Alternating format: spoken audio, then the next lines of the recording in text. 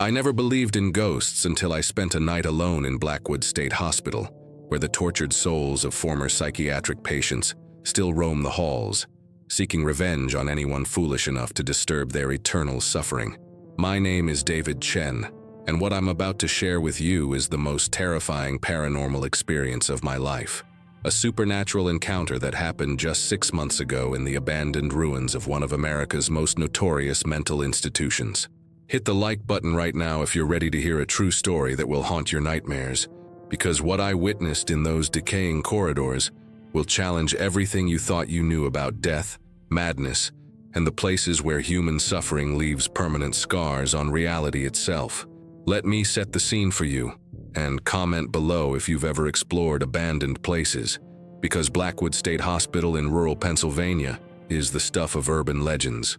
Built in 1923 during the height of America's institutional mental health era, this massive complex once housed over 3,000 patients, suffering from everything from depression and anxiety to severe schizophrenia and violent psychosis. The hospital operated for 64 years before closing in 1987, amid scandals involving patient abuse, unauthorized medical experiments, and a suspicious number of unexplained deaths. The building itself is a monument to psychiatric horror, 5 stories of red brick and broken windows, sprawling across 12 acres of overgrown grounds. During its operational years, Blackwood was known for its progressive treatments, which included experimental lobotomies, electroshock therapy administered without anesthesia, and isolation chambers where violent patients were left alone for weeks at a time.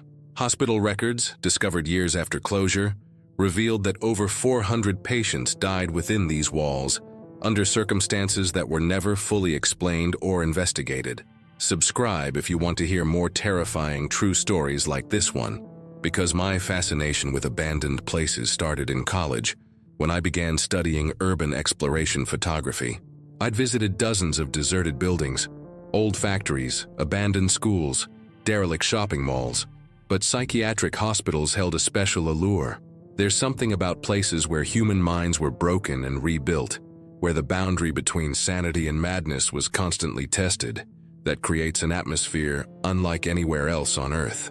I'd been planning the Blackwood expedition for months, researching the building's history, studying floor plans, and tracking down former employees who were willing to share their experiences. What I learned during this preparation should have convinced me to stay away. Security guards who'd worked there in the final years before closure reported constant unexplained phenomena, doors slamming shut on their own, elevator buttons being pressed by invisible hands, and the sound of patients screaming from empty wards in the middle of the night. Dr. Margaret Hoffman, who'd served as head psychiatrist from 1978 to 1985, agreed to meet with me at a coffee shop near her retirement home.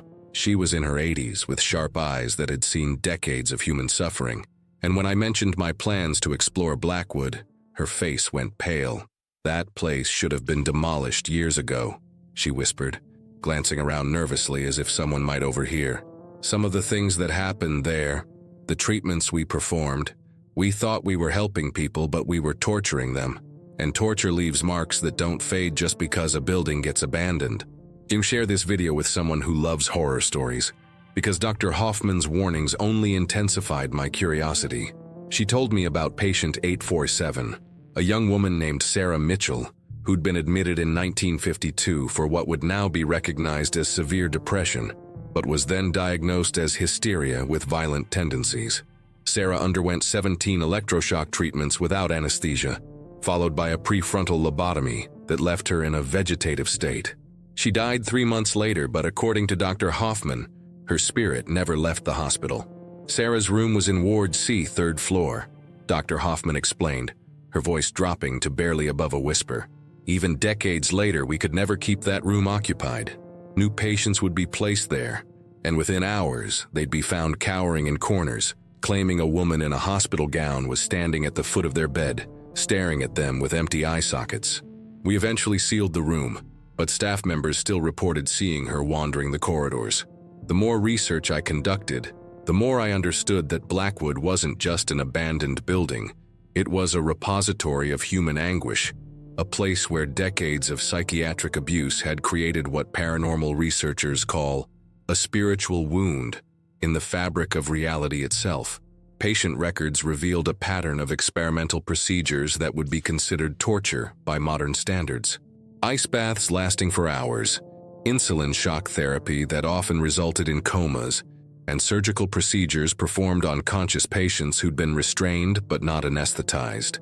Let me know in the comments if you think I should have heeded the warnings, because despite everything I'd learned about Blackwood's dark history, I was determined to spend a full night inside the building. Urban exploration had become more than a hobby for me. It was an obsession, a way of connecting with places that society had forgotten, of documenting the decay and abandonment that follows human failure. But looking back now, I realize I was driven by something more than curiosity. I was drawn to Blackwood by forces I didn't understand, pulled toward that place of suffering like metal to a magnet. The night I chose for my exploration was October 13th, exactly 35 years after the hospital's closure.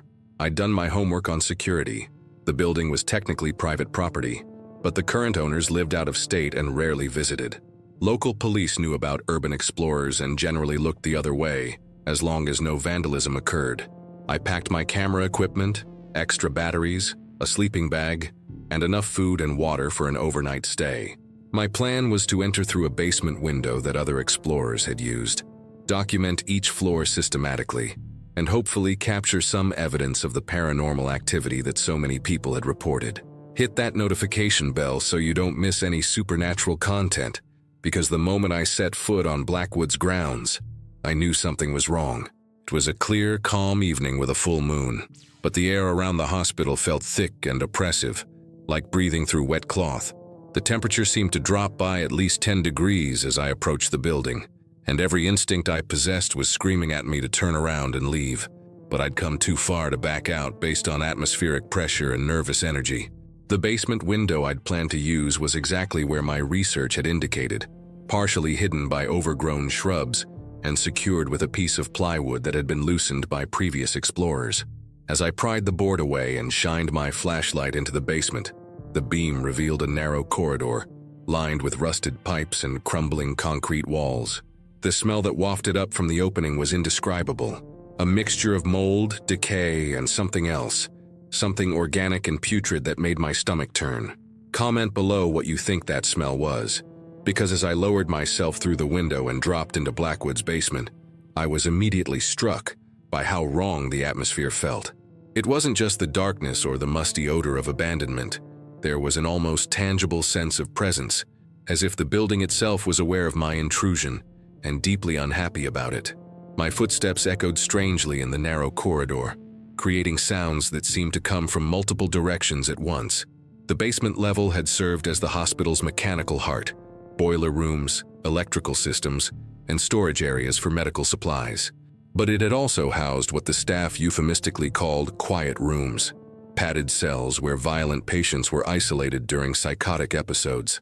These cells, I discovered, were still intact, their heavy metal doors standing slightly ajar, like mouths frozen in silent screams.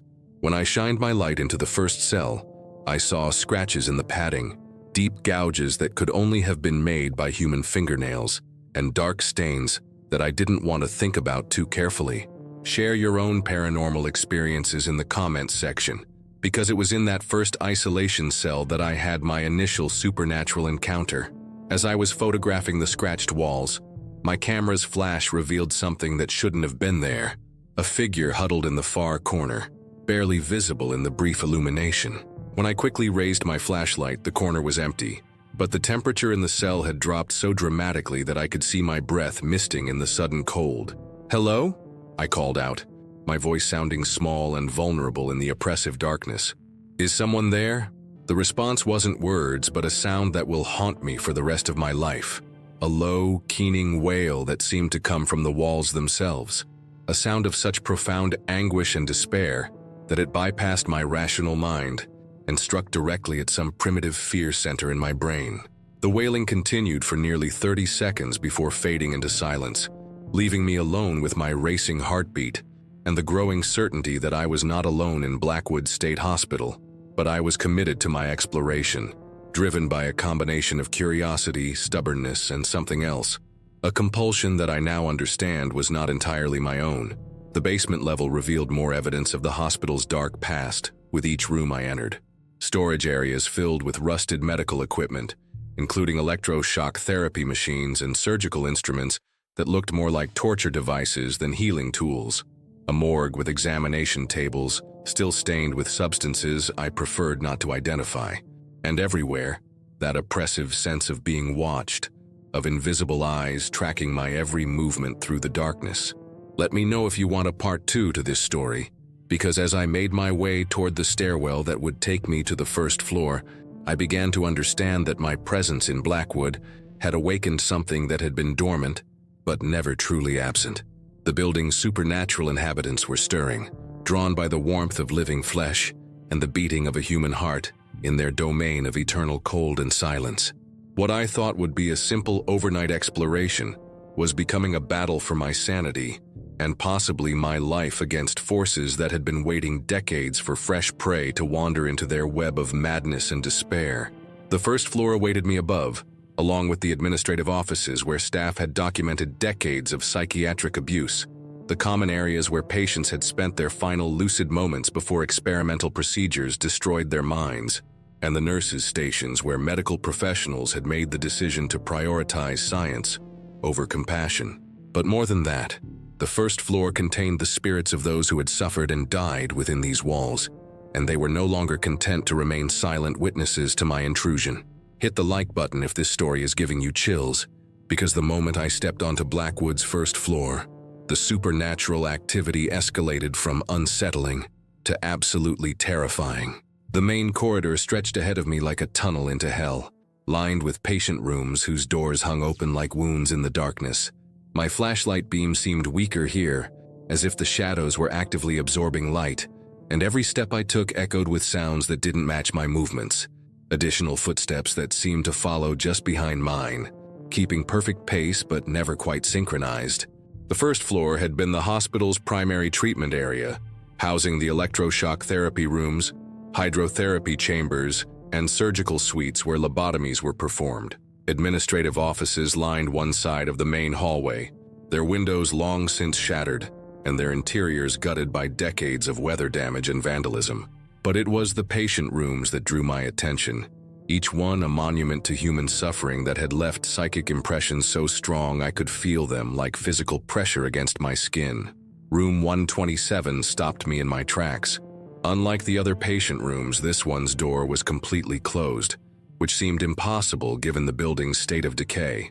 When I tried the handle, it turned easily, but the door itself wouldn't budge, as if something on the other side was holding it shut.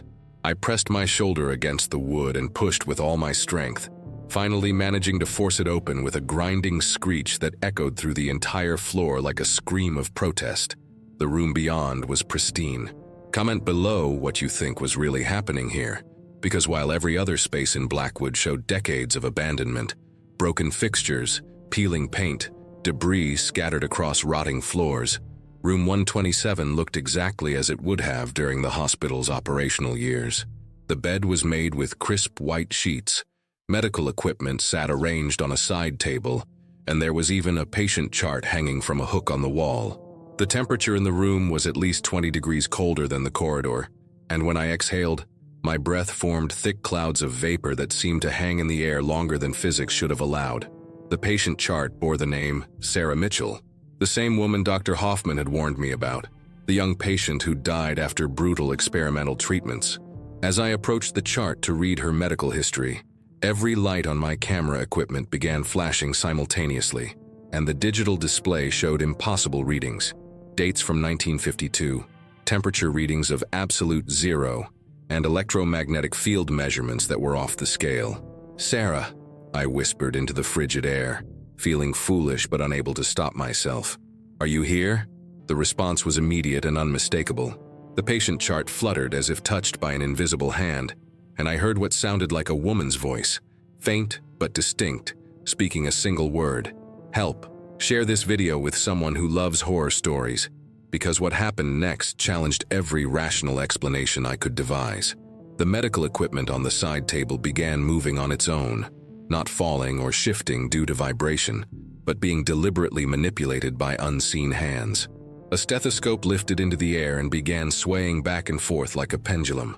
A blood pressure cuff inflated and deflated rhythmically, and a thermometer rose from the table and pointed directly at me, as if taking my temperature from across the room.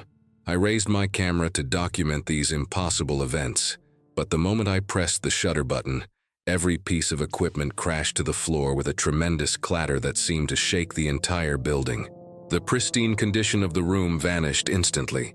The clean sheets became stained and rotted. The walls showed decades of water damage and graffiti, and the air filled with the smell of antiseptic mixed with something far more unpleasant. But Sarah wasn't finished with me yet. As I stumbled backward toward the door, fighting panic and disorientation, I saw her for the first time. She materialized gradually, like an old photograph developing in chemicals. First just an outline, then features becoming clearer, until a young woman in a hospital gown stood at the foot of the bed, staring at me with eyes that held depths of suffering no human should ever experience.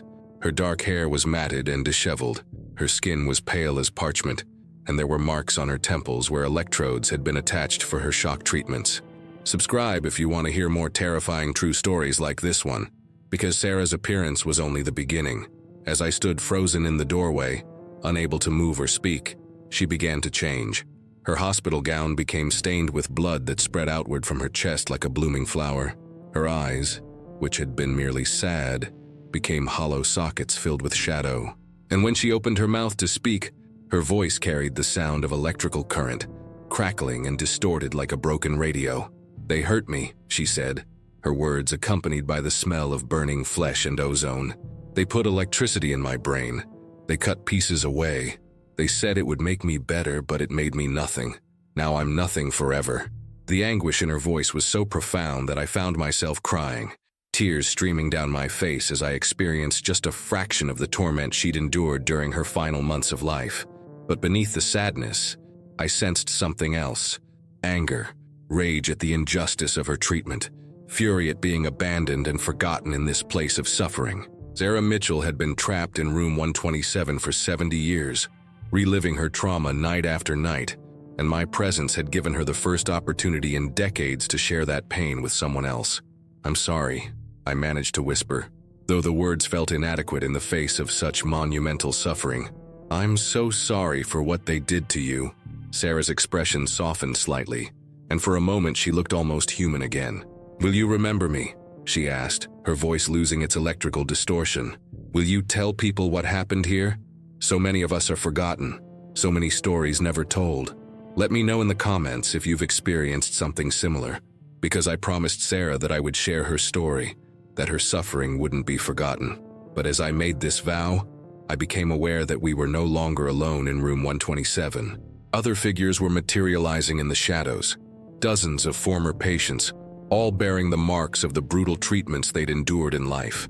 Men and women in hospital gowns, their heads shaved and scarred from surgical procedures, their faces bearing expressions of confusion and pain that death had not relieved. They crowded around me, not threateningly but desperately, each one eager to share their story, to have their suffering acknowledged by someone from the world of the living. I heard fragments of their experiences, names, dates, procedures they'd endured, the circumstances of their deaths. Robert Chen, lobotomized at age 19 for exhibiting homosexual tendencies. Maria Santos, who died during insulin shock therapy intended to treat her depression. James Wright, subjected to experimental brain surgery while fully conscious because the doctors wanted to observe his reactions. The weight of their collective trauma was overwhelming, a psychic pressure that threatened to crush my sanity under the accumulated anguish of hundreds of forgotten victims. I understood now why so many urban explorers had fled Blackwood after only brief visits. The building wasn't just haunted, it was saturated with suffering so intense that it had torn holes in the barrier between life and death. Hit that notification bell so you don't miss any supernatural content, because as the spirits pressed closer, sharing their stories in overlapping whispers that filled my mind with visions of medical horror, I realized I was in genuine danger. Not physical danger, these tortured souls meant me no harm, but spiritual danger. The boundary between their reality and mine was dissolving, and I could feel myself being pulled into their world of eternal anguish and confusion. Sarah seemed to sense my distress and raised her hand, causing the other spirits to step back. "You have to go," she said urgently. "You don't belong here with us. You're still alive, still whole. Don't let this place claim you too." But even as she spoke, I could feel Blackwood's supernatural gravity pulling at my consciousness, trying to trap me in the same liminal space where these poor souls existed. The building wanted to add me to its collection of lost spirits, to make me another permanent resident of its halls of madness and despair. I forced myself to move, to break free from the paralysis that had held me frozen in room 127, and stumbled toward the corridor. The spirits didn't follow me, but their voices did. A chorus of the forgotten dead pleading for remembrance, for justice, for acknowledgement of their suffering. As I fled toward the stairwell that would take me to the second floor, I carried their stories with me like a weight I would never be able to put down. Comment below what you think I should have done, because every rational part of my mind was screaming at me to leave Blackwood immediately, to escape while I still could, before the building's supernatural influence trapped me permanently. But I was compelled to continue, driven by promises I'd made to the spirits and by forces I was only beginning to understand. The second floor awaited, along with the children's ward where young patients had suffered procedures that would be considered war crimes if performed today. The stairwell to the second floor was a tunnel of absolute darkness, my flashlight beam seeming to die just a few feet ahead of me. With each step upward, the temperature dropped further, and I could hear sounds that had no source. Footsteps on metal stairs that weren't there, doors opening and closing in empty air, and worst of all, the voices of children crying for help that would never come. Share your own paranormal experiences in the comments section, because as I reached the second floor landing, I understood that my night at Blackwood State Hospital was far from over. The spirits of the first floor had been merely the welcoming committee. The true horrors, the deepest traumas, the most profound suffering, waited above in wards where children's minds had been broken in the name of medical progress, where innocence had been sacrificed on the altar of psychiatric experimentation. The door to the second floor stood slightly ajar, and through the gap, I could see flickering lights that had no electrical source, moving shadows that belonged to no living thing, and hear the sound of small voices singing a lullaby that spoke of pain beyond comprehension. Whatever waited for me in the children's ward would test the limits of my sanity and possibly my survival. Let me know if you want a part 2 to this story, because the second floor of Blackwood State Hospital contained horrors that will haunt my nightmares for the rest of my life. The children's psychiatric ward had been the hospital's most controversial section, housing patients as young as 5 years old who'd been committed for conditions that ranged from autism and developmental delays to behavioral problems that would now be treated with therapy and medication. Instead, these children had been subjected to the same brutal experimental procedures as adult patients, their developing minds shattered by treatments that showed no consideration for their age or vulnerability. The corridor stretched before me like something from a fever dream, lined with small patient rooms designed for children, but modified with restraint systems, observation windows, and medical equipment that looked more appropriate for a torture chamber than a healing facility. The walls were covered with drawings, not the cheerful artwork you'd expect from children, but disturbing images that depicted their experiences in the ward. Stick figures strapped to tables, doctors with monster faces, and pictures of children with holes in their heads where pieces of their brains had been removed. Hit the like button if this story gave you chills, because the moment I stepped into the children's ward, I was surrounded by supernatural activity, unlike anything I'd experienced on the first floor. The temperature plummeted so drastically that frost began forming on the metal fixtures. My breath came out in thick clouds, and my flashlight beam revealed hundreds of small handprints pressed against the walls and ceiling. Far too many to have been made by the living children who'd been housed here decades ago. The sound of children crying echoed from every direction, not the normal tears of upset youngsters, but the heartbroken sobs of souls who'd been betrayed by the adults, meant to protect them. Mixed with the crying were other sounds, the whir of medical equipment, the crack of electrical discharge, and worst of all, small voices pleading in the darkness. "Please don't hurt me. I want my mommy. Make it stop. And why won't anyone help us?" Room 201 drew my attention immediately, because unlike the other children's rooms, this one was filled with toys. Not the moldy, decaying remnants you'd expect to find in an abandoned building, but pristine playthings that looked as if they'd been placed there moments before my arrival. Stuffed animals sat arranged on a small bed, building blocks were stacked in perfect towers, and a music box played a tinkling melody that had no wind-up mechanism and no visible source. Comment below what you think was really happening here, because as I entered room 201, the supernatural activity intensified beyond anything I'd experienced in Sarah's room. The toys began moving on their own. Stuffed animals turned their heads to track my movement. Building blocks rearranged themselves into new patterns, and the music box's melody changed from innocent children's songs to funeral dirges that seemed to come from some otherworldly source. But it was the mirror mounted on the room's far wall that showed me the true horror of what had happened in the children's ward. When I looked into the reflective surface, I didn't see my own face staring back. I saw dozens of children, all wearing hospital gowns, all bearing the physical marks of the procedures they'd endured. Shaved heads with surgical scars, burn marks from electroshock therapy, and eyes that held no trace of childhood innocence, only the hollow stare of those who'd been broken beyond repair. One child in particular captured my attention. A little girl who couldn't have been more than 7 years old, with blonde curls that had been roughly shorn and a bandage wrapped around her head. She pressed her small hands against the inside of the mirror as if it were a window, her mouth moving in desperate attempts to communicate with me. I couldn't hear her words, but I could read her lips. "Help us. Please help us. Don't let them do it again." Share this video with someone who loves horror stories, because as I stared at the children trapped in the mirror, I began to understand the true scope of Blackwood's horror. These weren't just the spirits of children who died during treatment. These were the souls of kids whose minds had been so thoroughly destroyed by psychiatric abuse that they'd never truly lived at all. They'd been reduced to empty shells, their personalities erased, their potential stolen, their childhood replaced with nothing but pain and confusion. The little girl in the mirror mouthed one more word that made my blood freeze. "Today." Before I could process what she meant, every toy in the room began moving at once in a coordinated display that could only be described as supernatural chaos. Stuffed animals flew through the air, building blocks shot across the room like projectiles, and the music box began playing at triple speed, its innocent melody becoming a frantic, discordant shriek that filled the space with sound so loud I had to cover my ears. But through the cacophony, I heard something that made my heart stop. The sound of approaching footsteps in the corridor outside, heavy adult footsteps that belonged to no living person. These weren't the light, quick steps of ghostly children, but the measured pace of someone with authority, someone who'd once wielded power over the helpless patients in this ward.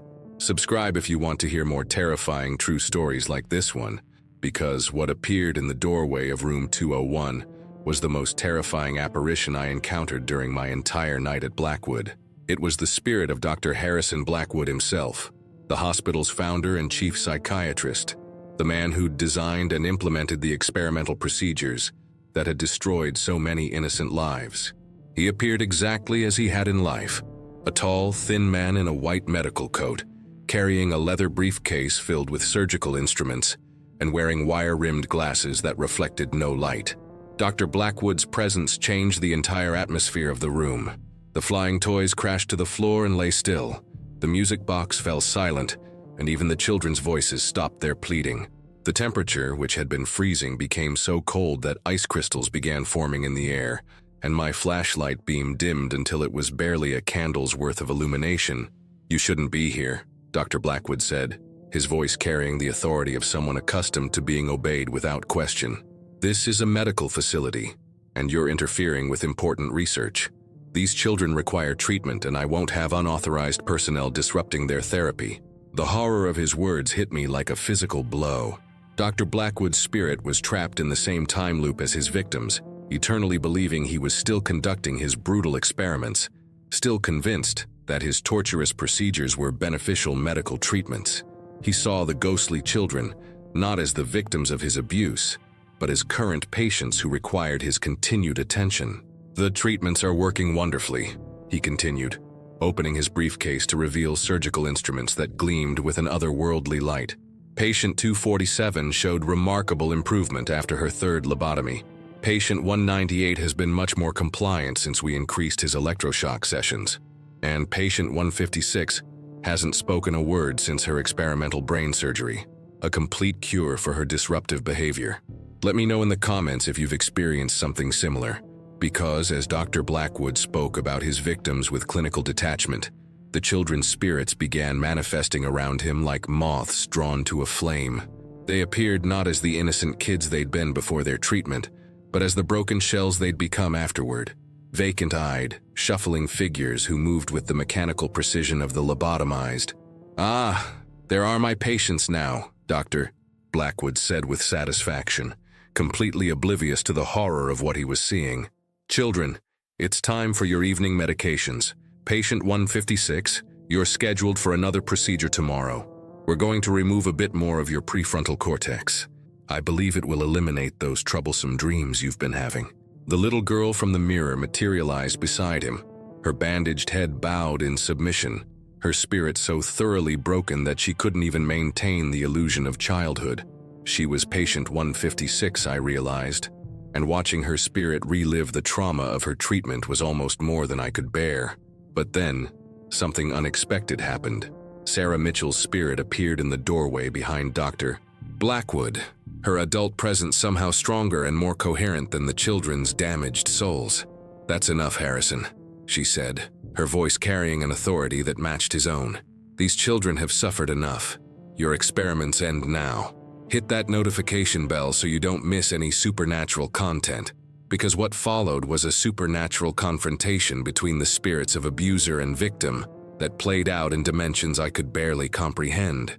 Doctor," Blackwood turned to face Sarah, his expression shifting from clinical detachment to rage at being challenged by someone he viewed as inferior. "You have no authority here," he snarled, his spectral form beginning to flicker and distort with anger. "You're nothing but a failed treatment, a case study in the importance of more aggressive intervention. Perhaps you need another lobotomy to remind you of your place." But Sarah didn't back down. Around her, the spirits of other adult patients began manifesting. Dozens of former victims who'd found the strength to resist their tormentor even in death. "We remember what you did to us," Sarah said, her voice growing stronger with each word. "We remember the pain, the betrayal, the way you convinced us that torture was treatment. But we also remember who we were before you broke us, and we're not going to let you hurt these children anymore." The battle that followed was unlike anything the physical world could contain. The room filled with supernatural energy that manifested as flashing lights, impossible sounds, and temperature fluctuations that swung from freezing to burning hot in seconds. Dr. Blackwood fought to maintain his control over the children's spirits, while Sarah and her allies worked to break the bonds that had kept the young victims trapped in their trauma. Comment below what you think happened next, because as the supernatural battle raged around me, I found myself caught in the middle of forces that threatened to tear my sanity apart. The conflicting energies were so intense that I began to see glimpses of the past overlapping with the present, ghostly images of the ward as it had existed during its operational years, with living children being subjected to procedures that defied human compassion. I saw patient 156 as she'd been in life, a bright 7-year-old named Emma Patterson, who'd been committed because she'd witnessed her father's murder and couldn't stop talking about it. Her parents, overwhelmed by their daughter's trauma and unable to cope with her constant nightmares and recounting of the violent scene, had convinced themselves that the child was mentally ill rather than processing legitimate grief and terror. They'd brought Emma to Blackwood believing the doctors could fix her memories, make her forget what she'd seen, return her to the happy child she'd been before tragedy shattered her innocence. But Dr. Blackwood had seen Emma not as a traumatized child in need of compassion and therapy, but as a fascinating case study in memory manipulation and behavioral modification. Her treatments had begun with mild sedatives and talk therapy, but when she continued to speak about her father's death, the procedures had escalated rapidly. Electroshock treatments designed to disrupt her memory formation, followed by experimental brain surgery, intended to eliminate the neural pathways associated with traumatic recall. Share your own paranormal experiences in the comments section, because watching Emma's spirit relive these horrors through the supernatural battle was almost more than my sanity could endure. I could see her as she'd been during each procedure, the confusion and terror in her young eyes as electrodes were attached to her temples, the way her small body had convulsed during treatments, the gradual emptiness that had replaced her natural childhood vitality as pieces of her personality were systematically destroyed. The supernatural confrontation between Dr. Blackwood and Sarah's coalition of adult spirits reached a crescendo that seemed to shake the very foundations of reality. The room filled with impossible phenomena. Gravity seemed to reverse, with medical equipment floating in mid-air. The walls began bleeding a substance that looked like liquid shadow, and the temperature fluctuated so wildly that I found myself sweating and shivering simultaneously. "These children belong to science!" Dr. Blackwood shrieked, his spectral form beginning to fracture and distort as his control weakened. "Their suffering serves a greater purpose. Through their sacrifice, we learn to heal others. You cannot understand the importance of our work." But Sarah's voice cut through his protestations like a blade through silk. "We understand perfectly," she said, her words carrying the weight of 70 years of accumulated rage and sorrow. "We understand that you used our trust to torture us. We understand that you convinced our families that pain was healing. We understand that you destroyed innocent lives to satisfy your own curiosity. And we understand that it ends tonight. Let me know if you want a part 2 to this story, because what happened next defied every law of physics and psychology I thought I understood. The spirits of Blackwood's adult victims began to glow with an otherworldly light that seemed to come from within their ethereal forms. As their luminescence increased, Dr. Blackwood's apparition began to fade, his authority over the children's souls weakening with each passing moment. Emma Patterson's spirit began to change before my eyes. The hollow, damaged shell that had shuffled mindlessly around Dr. Blackwood started to straighten, her vacant expression replaced by awareness and intelligence. The bandages around her head unraveled and disappeared, revealing not surgical scars but the bright blonde curls she'd possessed before her treatments. Her hospital gown transformed into a pretty blue dress, the last outfit she'd worn as a truly happy child. "I remember now," Emma said, her voice no longer carrying the mechanical flatness of the lobotomized, but ringing with the clear, sweet tones of childhood. "I remember my daddy reading me stories.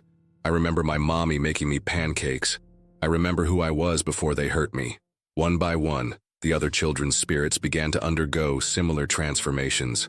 Boys and girls who'd been reduced to empty, shambling ghosts started to remember their authentic selves, their personalities reasserting themselves as Dr. Blackwood's hold over them crumbled. The room filled with the sound of children laughing, not the hollow, disturbing laughter of the damaged, but the genuine joy of young souls finally free from decades of supernatural bondage. Comment below what you think was really happening here, because as the children's spirits healed and Dr. Blackwood's apparition continued to weaken, I began to understand that I was witnessing something unprecedented in paranormal research. Sarah and her allies weren't just fighting for their own freedom. They were actively healing the spiritual wounds inflicted by institutional abuse, using the power of their combined will to restore innocence that had been stolen by medical sadism. Dr. Blackwood made one final desperate attempt to maintain his authority. His spectral form solidified suddenly, becoming more vivid and threatening than it had been since his initial appearance. "You forget who is in charge here," he roared, his voice carrying overtones of electrical current and surgical steel. "I am the doctor, you are the patients, you will submit to treatment." But his words carried no power anymore. The children's spirits, now restored to their true selves, simply looked at him with the fearless honesty that only children possess.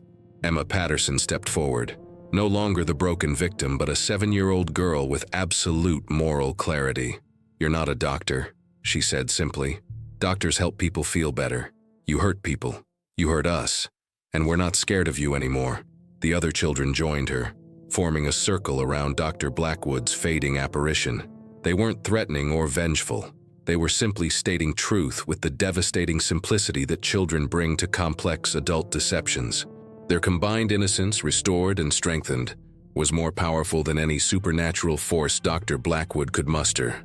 Hit that notification bell so you don't miss any supernatural content. because Dr. Blackwood's final defeat was unlike anything described in paranormal literature. He didn't scream or rage or fight against his dissolution. Instead, he simply stopped existing, his authoritarian certainty unable to withstand the pure truth spoken by the children he tormented. One moment he was there, a towering figure of medical authority and institutional power, and the next moment, the space where he'd stood was empty, as if he'd never existed at all. The temperature in room 201 began to return to normal, and the oppressive atmosphere that had permeated the children's ward started to lift. The restored spirits of Blackwood's young victims gathered around me, no longer seeking help, but offering comfort. They understood that witnessing their trauma and liberation had changed me fundamentally, that I'd been marked by exposure to both the depths of human evil and the power of innocent truth. "Thank you for seeing us," Emma said, her spirit beginning to shimmer with the same healing light that had emanated from Sarah's coalition. "Thank you for remembering our stories. People need to know what happened here, but they also need to know that we're okay now. We're not hurt anymore." The other children nodded in agreement, their faces showing peace that had been absent for decades. They were ready to move on, to leave Blackwood State Hospital behind and find whatever came next for spirits who'd been trapped in institutional trauma. But before they departed, they had one final gift for me. Share this video with someone who loves horror stories, because as the children's spirits prepared to leave room 201 forever, they shared with me the complete truth about Blackwood's history, not just the sanitized version found in official records, but the full extent of the experimental procedures, the cover-ups, the families who'd been lied to about their loved ones' conditions and treatments. I saw decades of abuse compressed into moments of perfect clarity, understanding finally why this place had become such a powerful supernatural nexus. The children began to fade gradually, their restored spirits ascending toward some destination I couldn't perceive but sensed was filled with the love and safety they'd been denied in life. Emma Patterson was the last to go, lingering just long enough to offer me one final piece of guidance. "The building remembers everything," she whispered, her voice becoming fainter as her spirit prepared for its final journey. "All the pain, all the love, all the truth. When you tell people about us, tell them that remembering is how we heal. Forgetting is how the hurt continues." Then she was gone, along with all the other children's spirits, leaving me alone in room 201 with only the lingering warmth of their final moments of peace. The toys that had moved with supernatural energy now sat still and normal. The mirror reflected only my own exhausted face, and the oppressive cold had been replaced by something approaching ordinary temperature. But I wasn't truly alone. Sarah Mitchell's spirit materialized beside me one last time, her adult presence offering stability and comfort after the intensity of what I'd witnessed. She no longer appeared as the broken psychiatric patient who'd suffered through experimental treatments, but as the strong, whole person she might have become if Blackwood's doctors had chosen healing over harm. "The children are safe now," Sarah said, her voice carrying maternal warmth that her earthly life had never allowed her to express. "They're going where children who suffer should go, to peace, to love, to the childhood they were denied. Dr. Blackwood can't follow them there. His kind of authority doesn't exist in places built on compassion." Let me know in the comments if you've experienced something similar, because Sarah's final message to me contained both warning and hope. She explained that Blackwood State Hospital would always carry the psychic imprint of what had happened within its walls, but that the most malevolent presence, Dr. Blackwood himself, had been banished by the combined power of his victims' restored innocence. Future visitors might still encounter residual spiritual energy, but they wouldn't face the active malice that had trapped so many souls for so many decades. "Will you be moving on too?" I asked, though part of me already knew the answer. Sarah smiled sadly and shook her head. "Not yet. There are still spirits here who need help healing, still stories that need to be witnessed and remembered. The adult patients, the staff members who were complicit, the families who were deceived, they all need someone to help them understand what happened and how to find peace. That's my work now, and it's work I choose freely." She began to fade, but her voice remained clear until the very end. "Thank you for being willing to see the truth. Thank you for caring about children you never met, people you'll never know. That caring is what makes the difference between healing and continued harm. Remember us, but remember too that love is always stronger than institutional power.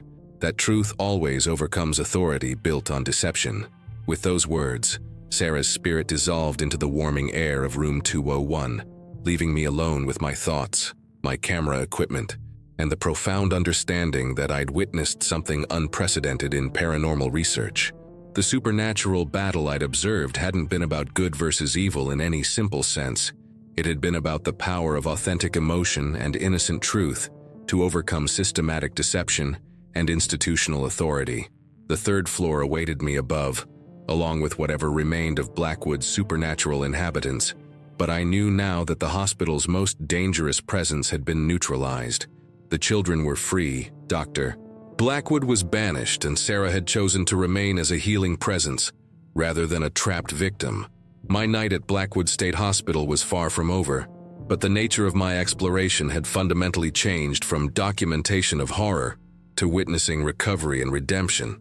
Hit the like button if this story is giving you chills, because as I climbed the stairs to Blackwood's third floor, I thought the worst of my supernatural encounters were behind me. The children had found peace, Dr. Blackwood had been banished, and Sarah was working to heal the remaining traumatized spirits. But what I discovered on the hospital's upper levels revealed that institutional evil creates layers of trauma that extend far beyond the direct victims, and some spiritual wounds resist healing, even when confronted with the most powerful forces of love and truth. The third floor had housed Blackwood's most severe cases, patients whose conditions had been deemed hopeless by the medical standards of their era.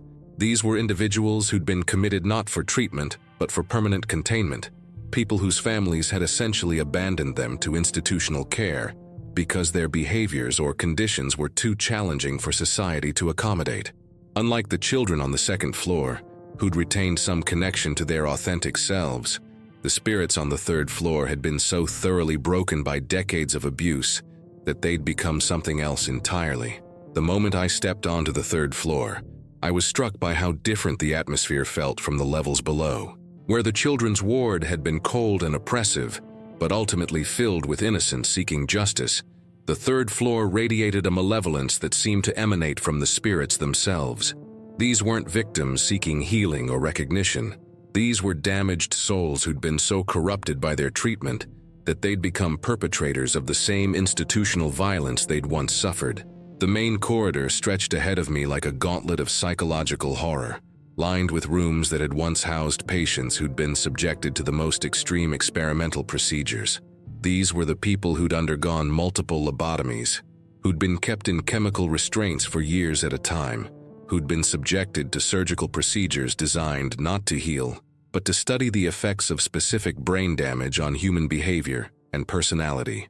Comment below what you think was really happening here, because the first spirit I encountered on the third floor showed me how institutional trauma can transform victims into something unrecognizable. He appeared in the corridor as I approached room 347, materializing not gradually like the other spirits I'd met, but suddenly and with an aggressive energy that immediately put me on guard. He'd been a man in his 30s when committed, according to the patient chart still hanging outside his door, diagnosed with what would now be recognized as bipolar disorder, but was then labeled as moral insanity with violent tendencies. But decades of experimental treatments had stripped away every trace of his original personality.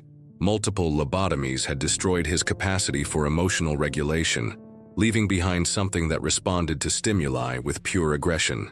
Chemical experiments had altered his brain chemistry so drastically that he no longer possessed normal human motivations or desires.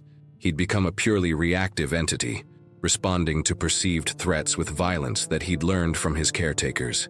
"New patient," he said, his voice carrying the mechanical flatness I'd heard from some of the children before their healing. But unlike their emptiness, his tone carried undertones of malice that made my skin crawl. "Time for treatment. Time for procedures. Hold still while we fix you." The horror of his words hit me like a physical blow. This spirit wasn't seeking justice or healing. He'd been so thoroughly indoctrinated with institutional methodology that he'd become an agent of the same system that had destroyed him. He approached me with the purposeful stride of someone accustomed to overpowering resistant patients, his spectral hands reaching toward me with movements that suggested extensive experience in restraining struggling victims. Subscribe if you want to hear more terrifying true stories like this one, because what followed was the most genuinely terrifying supernatural encounter of my entire night at Blackwood. Unlike Dr. Blackwood, whose authority had been based on position and social power, this corrupted patient spirit possessed the physical capability and learned behaviors necessary to actually harm someone. He'd spent decades watching and participating in procedures designed to break human resistance, and death hadn't diminished his capacity for violence. I backed away from his approach, but the corridor seemed to stretch and distort around me, making escape impossible. The temperature dropped so drastically that ice began forming on the walls, and my flashlight beam dimmed until I could barely see more than a few feet in any direction. But most terrifying of all was the realization that this spirit wasn't bound by the same limitations that had constrained the others. His corruption had freed him from normal spiritual restrictions, making him capable of direct physical interaction with the living world. His spectral hands made contact with my shoulders, and the cold was so intense that it felt like being grabbed by liquid nitrogen. But beyond the physical sensation was something far worse. The moment he touched me, I began experiencing flashes of his memories, seeing through his eyes as he'd assisted in procedures on other patients, feeling his learned satisfaction at successfully restraining victims while doctors performed experimental surgeries or administered chemical treatments. "You're agitated," he said with the clinical detachment he'd learned from his captors. "Agitation requires correction. We have procedures for agitation. Hold still while we help you feel better. Let me know in the comments if you've experienced something similar, because the spirit's grip on my shoulders tightened, and I felt myself being pushed toward one of the patient rooms. Through the open doorway, I could see medical equipment that shouldn't have existed. Electroshock therapy machines that gleamed with supernatural energy, restraint systems that moved on their own, and surgical instruments that seemed to hunger for flesh. This corrupted spirit had created his own supernatural treatment facility, complete with all the tools necessary to inflict the same traumas he'd endured on any living person unfortunate enough to encounter him. But as he forced me toward the room, something unexpected happened. Sarah Mitchell's spirit materialized between us, her presence immediately disrupting the corrupted patient's grip on my shoulders. Unlike her previous appearances, Sarah now radiated an authority that matched Dr. Blackwood's former power, but was based on healing rather than harm. "Release him, Thomas," she said, addressing the corrupted spirit by name. "This one isn't a patient. He's a witness, and his testimony is needed in the world of the living." The spirit, Thomas, turned toward Sarah with recognition in his hollow eyes. "Nurse Sarah," he said, his aggressive posture shifting slightly. "You have new patient for treatment? This one shows signs of agitation, possible delusional episodes, definitely requires intervention." The tragedy of their interaction was almost unbearable to witness. Thomas's spirit had been so thoroughly conditioned by institutional protocol that he couldn't recognize the difference between medical care and medical abuse, between healing and harm. He genuinely believed that forcing unwilling victims to undergo traumatic procedures was helpful, because that's what he'd been taught during decades of being on the receiving end of such treatment. "Thomas," Sarah said gently but firmly, "do you remember who you were before you came here? Do you remember your life outside this hospital?" For a moment, confusion flickered across Thomas's spectral features. I had a job, I think, at a factory. There was a woman, she had dark hair, but that was the illness talking. Dr. Blackwood explained that those were false memories, symptoms of my condition. The treatments helped me understand what was real. Share your own paranormal experiences in the comments section, because watching Sarah work to penetrate decades of institutional conditioning was like observing a spiritual archaeologist carefully excavating a buried personality. She didn't argue with Thomas's learned beliefs or try to convince him that his memories were authentic. Instead, she created space for him to rediscover truth on his own terms. "The woman with dark hair," Sarah prompted gently. "What was her name?" "Margaret," Thomas whispered, his voice losing some of its mechanical flatness. "Her name was Margaret, and she used to laugh at my jokes. She made me feel like I mattered." As Thomas began to remember authentic experiences from before his institutionalization, other corrupted spirits started materializing around us. Dozens of former patients who'd been so broken by their treatment that they'd become agents of institutional violence, all of them trapped in cycles of inflicting the same traumas they'd endured. They surrounded us in the corridor, their collective presence creating an atmosphere of concentrated malevolence that threatened to overwhelm Sarah's healing influence. But Sarah didn't falter. Instead, she began addressing each corrupted spirit by name, helping them remember fragments of their authentic identities. Some responded as Thomas had, gradually recalling elements of their pre-institutional lives. Others were too damaged to recover, their personalities so thoroughly destroyed that only hollow shells remained. And a few actively resisted her healing efforts, preferring the clarity of institutional roles to the painful complexity of recovered memory. Hit that notification bell so you don't miss any supernatural content, because the supernatural battle that erupted on the third floor was unlike anything that had occurred on the levels below. This wasn't a confrontation between victims and perpetrator, but a struggle within the victims themselves, between their authentic identities and the institutional conditioning that had replaced their personalities with systematic behaviors. The corrupted spirits who resisted Sarah's healing attempts became increasingly aggressive, their forms distorting into shapes that reflected the procedures they'd endured and learned to inflict. Some manifested as living surgical instruments, others as walking restraint systems, and the most damaged became abstract embodiments of medical authority, faceless figures in white coats who spoke only in clinical terminology and saw other beings as objects for experimental manipulation. The corridor filled with supernatural chaos as recovered spirits battled their still corrupted counterparts. Thomas, gradually remembering his authentic self, fought against other patient spirits who tried to force him back into institutional compliance. Sarah worked frantically to maintain healing space for those spirits who were ready to recover while protecting those who were too fragile to withstand the psychological warfare erupting around them. And through it all, I found myself caught in the middle of forces that threatened to tear my sanity apart. The psychic pressure from dozens of traumatized spirits, the sensory overload of supernatural phenomena beyond human comprehension, and the constant threat of being dragged into one of the phantom treatment rooms where corrupted spirits could inflict decades of learned trauma in moments of contact. Comment below what you think happened next, because just when it seemed like the spiritual battle would continue indefinitely, a new presence entered the corridor that changed everything. It wasn't another spirit from Blackwood's past, but something else entirely. A figure of such profound compassion and healing authority that even the most corrupted souls stopped their aggressive behaviors and turned toward this newcomer with expressions approaching wonder. The presence spoke without words, communicating directly with the essential core of each spirit's consciousness.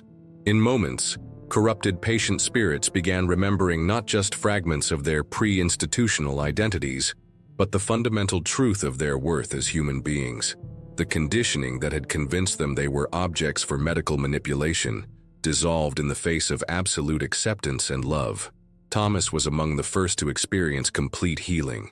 His spectral form shifted from the mechanical movements of institutional compliance to the natural gestures of someone expressing authentic emotion. Tears that had been impossible during his lobotomized existence began flowing down his ethereal cheeks as he remembered not just Margaret's name, but the feeling of being loved for who he truly was.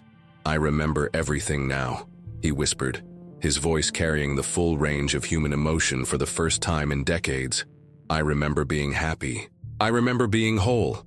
I remember that I was never the monster they convinced me I'd become." One by one, the other corrupted spirits underwent similar transformations.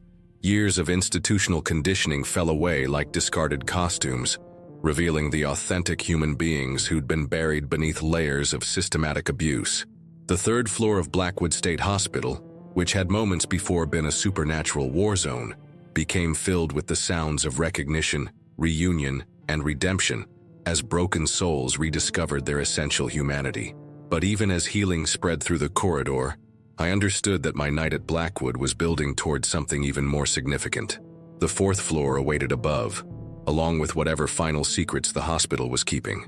And something told me that all the supernatural encounters I'd experienced so far had been preparation for what I would discover in the building's highest reaches, where the deepest truths about institutional evil and spiritual recovery were waiting to be revealed.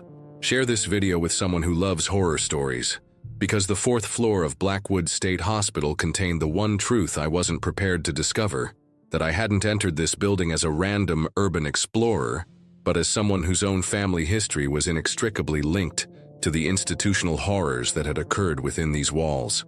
The administrative offices on the top floor held records that had been deliberately hidden from public view, documents that revealed the full scope of Blackwood's experimental programs and the network of complicity that had enabled decades of medical abuse. As I climbed the stairs to the fourth floor, still reeling from the supernatural healing I'd witnessed on the third level, I felt a different kind of energy drawing me forward. This wasn't the malevolent pull of trapped spirits or the desperate plea of victims seeking justice.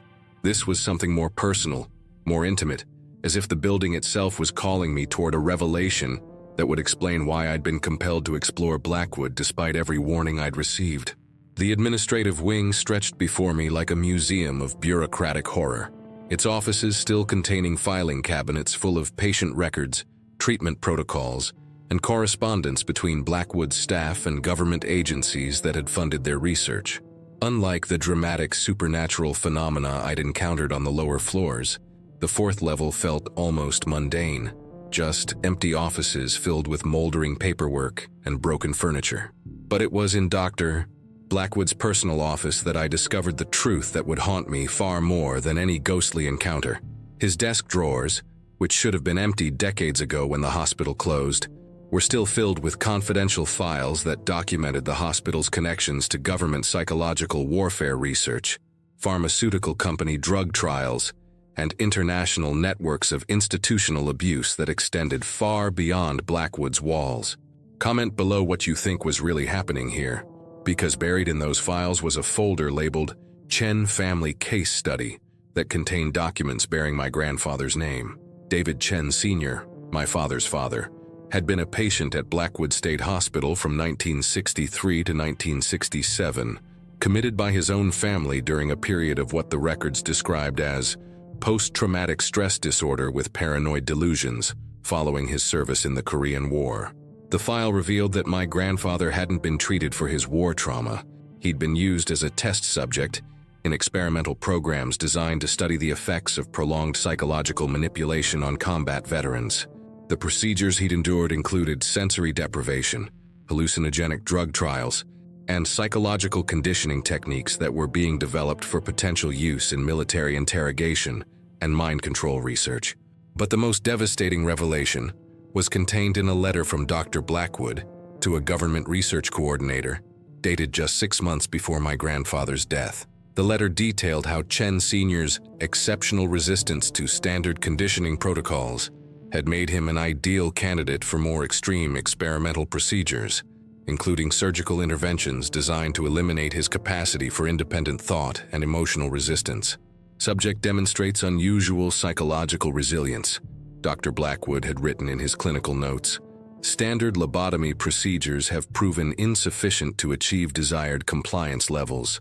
Recommend escalation to experimental deep brain electrode implantation, followed by systematic personality reconstruction through controlled trauma induction. Let me know in the comments if you've experienced something similar, because reading those words was like being struck by lightning. My grandfather hadn't died of natural causes, as my family had always believed. He'd been murdered through systematic psychological torture designed to destroy his mind and personality. And the nightmares I'd experienced throughout my childhood, the inexplicable anxiety attacks, the compulsive need to explore abandoned places, all of it suddenly made sense as inherited trauma, genetic memories of institutional horror passed down through family lines. But the file contained one more document that changed everything I thought I understood about my presence at Blackwood. It was a handwritten note from my grandfather, somehow smuggled out of the hospital shortly before his death, addressed to my future family, and containing a desperate plea for someone to one day expose what had happened within these walls. To whoever finds this, the note read, "My name is David Chen Sr., and I want my family to know that I never stopped fighting. They tried to break my mind, but they couldn't break my spirit. They tried to make me forget who I was, but I remembered love. I remembered the son I left behind, and the grandchildren I might never meet. If any of my family ever reads this, Know that institutional evil can only survive in darkness.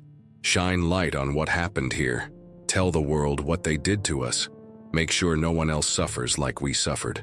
Subscribe if you want to hear more terrifying true stories like this one, because as I sat in Dr. Blackwood's office reading my grandfather's final message, I understood that my exploration of Blackwood State Hospital hadn't been random chance or urban exploration curiosity. It had been destiny. The spirits who'd drawn me here, the compulsion I'd felt to spend a full night in the building, the way the supernatural encounters had unfolded to reveal the complete truth about institutional abuse. All of it had been orchestrated by forces beyond my comprehension to ensure that my grandfather's plea for justice would finally be heard. Sarah Mitchell's spirit materialized beside me one last time, her presence now radiating the peace of someone whose mission was nearing completion. "He knew you would come," she said gently, gesturing toward my grandfather's note. "David Sr. was one of the strongest spirits we ever encountered here. Even after death, he refused to move on until someone from his family could witness the truth and carry his story into the world." "Is he here?" I asked, my voice barely above a whisper. "Can I see him?" Sarah smiled with infinite compassion. "He's been with you all night, guiding your steps, protecting you from the worst dangers, making sure you encountered exactly the right spirits in exactly the right order to understand the complete truth. He's ready to show himself now, if you're prepared to see him." The air in Dr. Blackwood's office began to shimmer, and gradually my grandfather's spirit appeared, not as the broken victim described in the medical files, but as the strong, loving man my father had remembered from childhood. He looked exactly as he had in the family photographs from before his commitment, his eyes bright with intelligence and love, his presence radiating the unbreakable strength that had allowed him to resist institutional conditioning even unto death. "Grandson," he said, his voice carrying warmth I'd never experienced but somehow recognized as familiar, "you've done something I could never do alone. You've witnessed the complete story, from the original crimes to the healing that's finally possible when truth is exposed to light. The spirits here needed someone from the outside world to see their suffering and their recovery, but I needed someone from my own family to carry my story forward. Hit that notification bell so you don't miss any supernatural content, because my grandfather's spirit shared with me the final pieces of Blackwood's hidden history, the government agencies that had funded the research, the pharmaceutical companies that had provided experimental drugs, the network of similar institutions across the country where identical abuses had occurred. He'd spent decades collecting this information, working with other patient spirits to compile evidence that could never be ignored or dismissed. "The building will be demolished soon," he told me, gesturing toward documents on Dr. Blackwood's desk that detailed the hospital's planned destruction. "The developers want to build luxury condominiums on this site, and they think destroying the physical structure will eliminate the spiritual presence as well. But the stories will survive in you, and through you, the truth will reach people who can ensure this never happens again."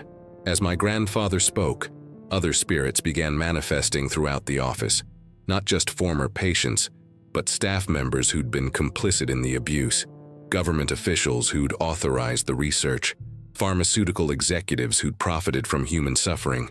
Unlike the healing I'd witnessed on the lower floors, these spirits remained trapped in their guilt and denial, unable to move on because they'd never acknowledged the harm they'd caused. "Some wounds can only be healed through public acknowledgement and institutional accountability," my grandfather explained. "The victim spirits have found peace through your witnessing, but the perpetrator spirits will remain trapped until society confronts the systems that enabled their crimes."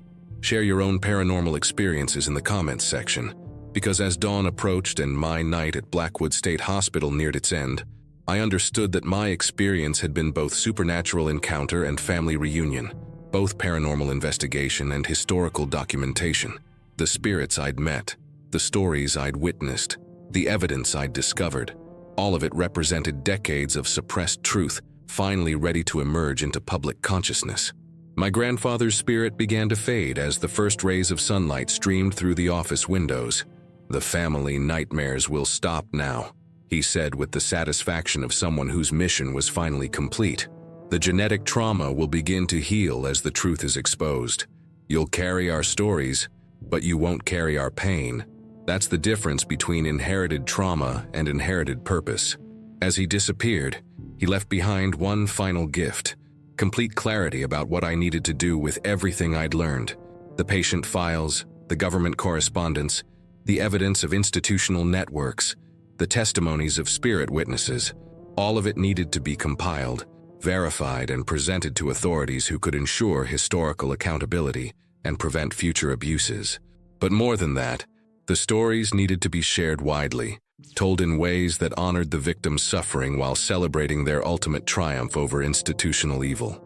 The supernatural healing I'd witnessed proved that even the deepest spiritual wounds could recover when truth was exposed to light, and witnesses chose to see and remember, rather than ignore and forget.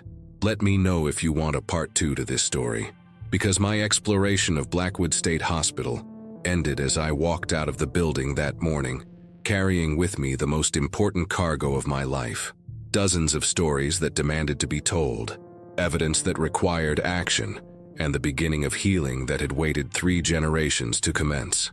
The supernatural encounters were over, but the real work was just beginning. The building was demolished 6 months later, but the luxury condominiums planned for the site were never built. Public outcry following my documented revelations about Blackwood's history led to investigations that exposed similar abuses at institutions across the country. Government agencies were forced to acknowledge their role in funding experimental programs. Pharmaceutical companies faced lawsuits for their complicity in medical abuse, and new laws were passed to protect patients' rights and ensure institutional accountability. Comment below what you think happened to all the spirits, because the most remarkable outcome was what occurred with Blackwood's supernatural inhabitants. As the truth about their suffering gained public recognition, and the systems that had enabled their abuse faced consequences, the trapped spirits finally found the peace that had eluded them for decades. They didn't need the physical building to exist. They needed their stories to be remembered, their suffering to be acknowledged, and their humanity to be restored through public witness. My grandfather's spirit visited me one final time the night before Blackwood's demolition, appearing in my apartment with the same warmth and strength I'd encountered in Dr. Blackwood's office. "The work is complete," he said with profound satisfaction. "The stories have been told. The truth has been exposed, and the healing has begun. We can all rest now, knowing that institutional evil has been dragged into the light where it cannot survive." He was right. The nightmares that had plagued my family for generations ended the day Blackwood was demolished. The compulsive anxiety that had driven me to explore abandoned places transformed into purposeful investigation of institutional abuse, and the inherited trauma that had shaped my father's personality and my own began to heal as we finally understood its origins and could address it directly. Today, 10 years after my night at Blackwood State Hospital, I work as an advocate for patient rights and institutional accountability. The supernatural encounters that began as urban exploration have evolved into a mission to ensure that the spirits I met that night didn't suffer in vain. Their stories live on, not as ghost tales designed to frighten, but as testimonies to the power of truth to overcome institutional evil and the capacity of human spirits to find healing, even after the deepest trauma.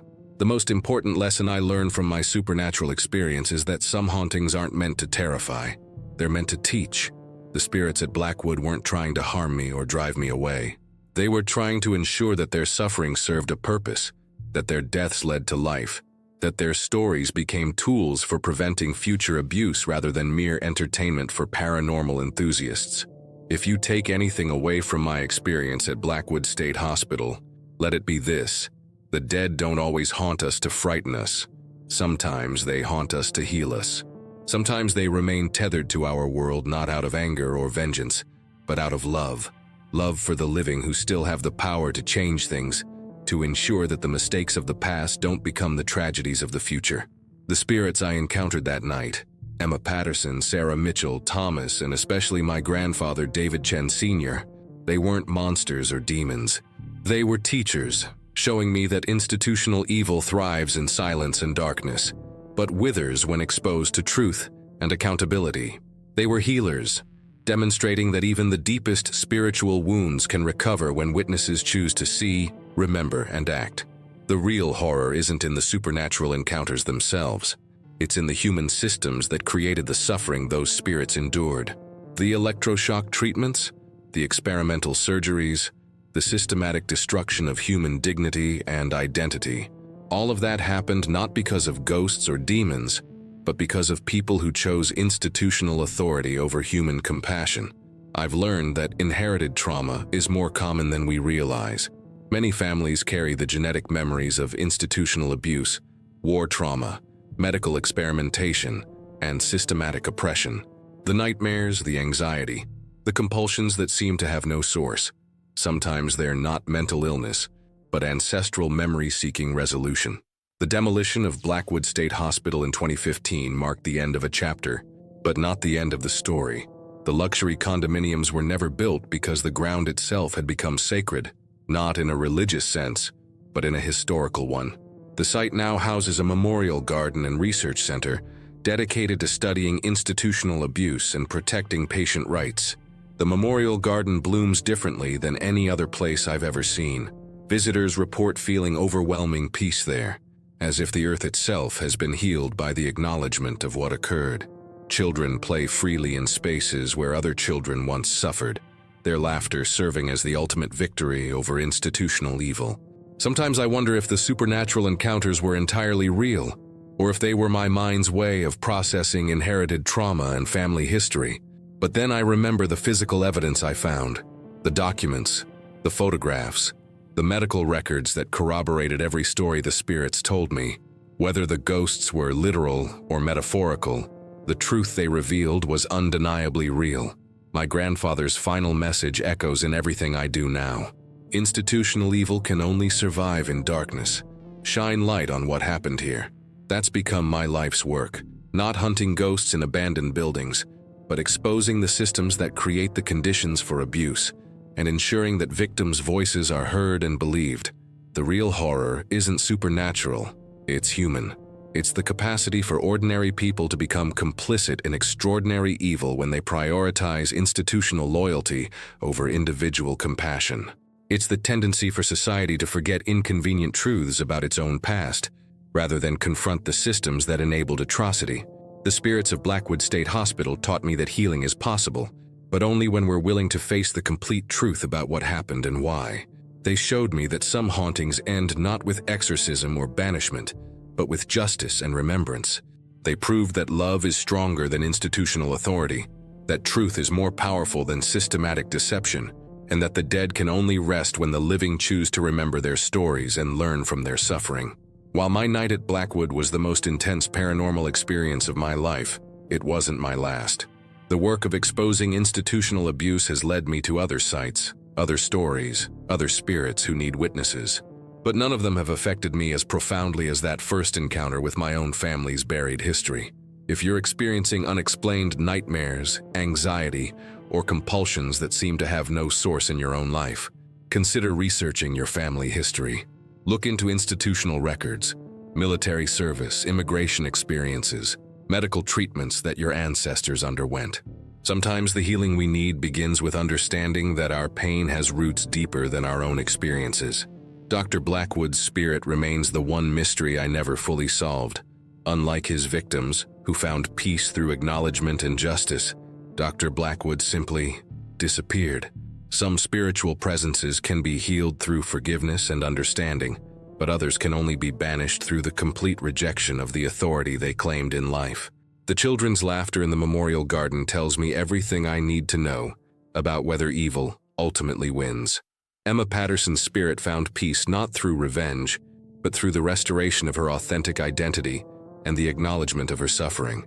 That's the real victory, not the defeat of individual perpetrators, but the triumph of human dignity over institutional dehumanization. I've learned that many supernatural encounters are actually attempts by traumatized spirits to communicate historical truth. The ghosts aren't trying to frighten us. They're trying to teach us. They're trying to ensure that their suffering serves a purpose, that their deaths prevent future deaths, that their stories become tools for justice rather than just entertainment. As I finish writing this account 10 years after my night at Blackwood State Hospital, I can report that the healing is real and ongoing. My family's generational nightmares have ended. The anxiety that drove my father to avoid hospitals and medical treatments has diminished as we've understood its origins. The compulsive behaviors that seemed so mysterious now make sense as genetic responses to ancestral trauma. But more importantly, the work continues. The research center built on Blackwood's former site has documented institutional abuse at over 200 facilities across the country. New laws have been passed protecting patient rights and ensuring institutional accountability. Families have been reunited with truth about their loved ones' experiences. The dead are finally resting because the living are finally listening. The real sequel to this story isn't another supernatural encounter. It's the daily work of ensuring that institutional evil can never again hide in darkness. It's the commitment to believing victims' stories, holding perpetrators accountable, and creating systems based on healing rather than harm. The spirits of Blackwood State Hospital gave me the greatest gift possible. They transformed inherited trauma into inherited purpose. They showed me that some hauntings are invitations, some ghosts are teachers, and some horror stories are actually stories of hope. Proof that truth ultimately prevails over deception, that love ultimately conquers institutional authority, and that the human spirit can survive even the most systematic attempts to destroy it. The building is gone, but the lessons remain. The spirits have found peace, but their stories live on. And somewhere, in another abandoned institution, other voices are waiting to be heard. Other truths are waiting to be exposed. Other families are waiting to understand why they carry pain that isn't entirely their own. That's the real continuation of this story, not in supernatural encounters, but in the ongoing work of justice, not in ghost hunting, but in truth-telling, not in fear of the dead, but in responsibility to the living. The spirits of Blackwood State Hospital are finally at rest. The question now is, what will we do with the truth they died to preserve?